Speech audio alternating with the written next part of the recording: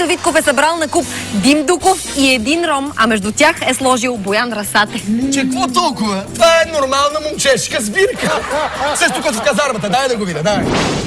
Гледаме предаването точно така на телевизия ПроБГ. Темата на разговора е "Мразим ли различните?" Бояне, как се чувстваш сега? Как се чувстваш между гей и между ром?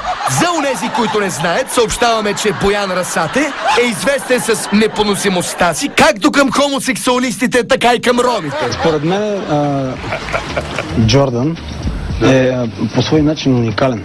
Рачков Боян Расате не прилича на себе си. Току-що направи комплимент на рома Джордан. Абе, на мен така ми се стори. Джордан е по свой начин уникален. Може и да бъркам, разбира се. Той съчетава в себе си, освен това, че е циганин, е вероятно и хомосексуалист. Ох, олекна ми, още имам вяра в вселенската подредба. Джордан, ще се защитиш ли? Ами, съдейки по това, което каза той, не знам. В смисъл, той казва вероятно, по същата логика и аз мога да кажа също за него. Вероятно и той е гей. Бояне, гей ли си? Знам ли, да, почвам да се чуда вече кой е обратен и кой е прав. Да оставим колебанията Расатеви на сексолозите и да поканим Митко Якуцата, за да ни каже кого мрази. Ти мразиш ли българите? Не. Кои хора, Ти много приятел към кои българин. хора нямаш толеранс? Към кои? Конкретно, кои хора?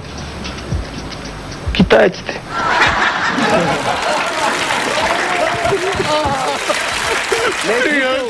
Китайците. Нищо работа. Само колкото да мразиш половин планета. По-важно е какви са причините, Мария. Може пък човекът да има основания.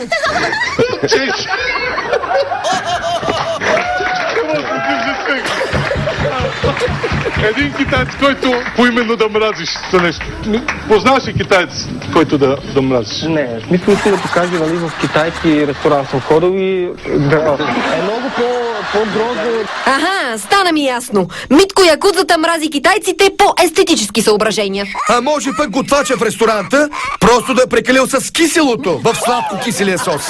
Ма какво се смеете, ви болни ли сте, фебарки ли имате музика? Мария, с Митко Якуцата става все по-весело. Така че живеят младост 4 в китайски ресторант, под нас само роми ходят, между другото, не знам защо. Пълно. Добре, това не е толкова важно за китайците. Не сме дошли за смея. Едно ясно, скъпи китайски приятели.